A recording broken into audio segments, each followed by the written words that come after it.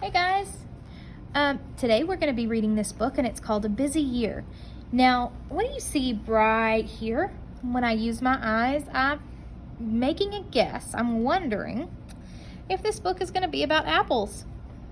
Hint, hint. Now, right here is our author, Leo Leone, and we're going to read several of his books this year, and he has this really great way, he's an author and an illustrator, of painting with textures and using all kinds of different things. So some things he paints and some things he cuts out and makes the mice out of different textures. So be sure you're watching the pictures on this one. It was the first day of January, and for the twins, it was their first walk in the winter snow. "Look," said Willie, "a snow mouse, and he's holding a broom," said Winnie. But when they heard a voice, "I'm not a broom, I'm Woody the tree," the twins couldn't believe it.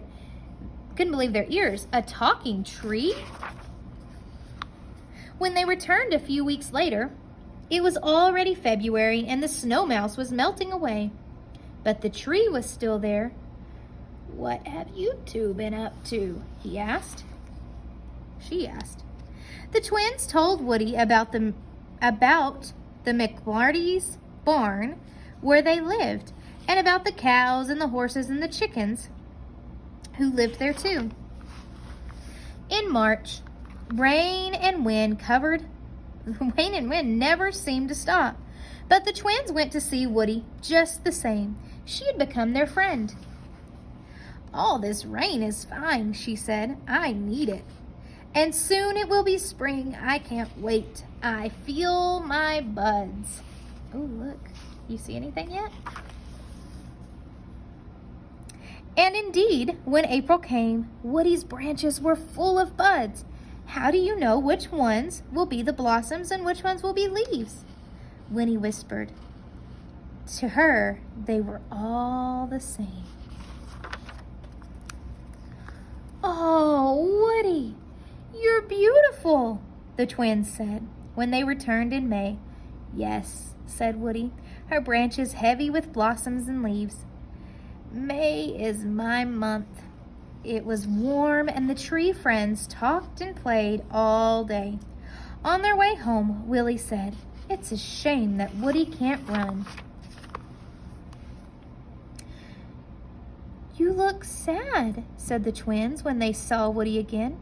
"Don't you like June and the summertime?" "I do," said Woody, "but people are careless with their cigarettes and their campfires, and many trees died in the flames. And I can't run." The twins looked at each other.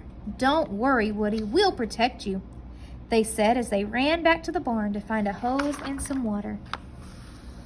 It was July when one morning Winnie and Willie heard screams. "Help! Help! Fire!"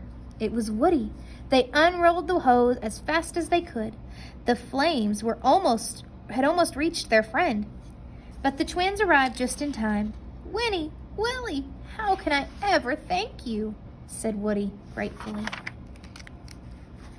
August was vacation month, and the twins went to the seashore with their parents. But first, they went to say goodbye to Woody. Woody was sound asleep. It says, "Going to the shore. Goodbye, Woody, Willie, and Winnie." "Let's not wake her up," Willie said. They hung a note from her bark. It said, "Going to the shore. Goodbye, Woody." When they returned in September, Woody's branches were full of fragrant, juicy fruit.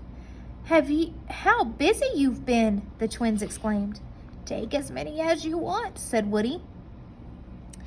And the twins ate their bellies full. Nothing had ever tasted so good. October arrived and autumn was almost gone and winter was coming closer. Icy winds blew Woody's leaves away. "Poor Woody," said the twins. "Don't worry," said Woody. "Next year I'll have new leaves. You'll see." The tree was bare now. Winnie whispered, "What shall we give Woody for Christmas? She deserves the best," said Winnie. I shall give her a nice piece of cheese." Winnie looked at her with dismay. "Cheese?" he said. "Trees don't eat cheese." "I know," said Winnie, laughing, "but it's the thought that counts." December came, and then it was Christmas. Winnie stepped forward, bringing Woody her present. "What is it?" asked Willie. "Manure," said Winnie triumphantly. "Disgusting," said Willie. But Woody laughed.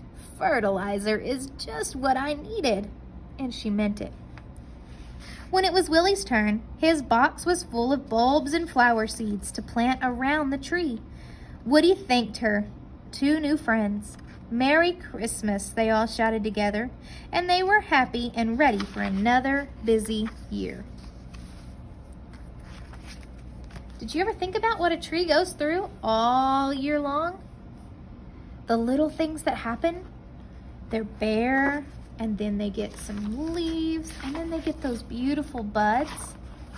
Have you ever seen a tree with flowers on it?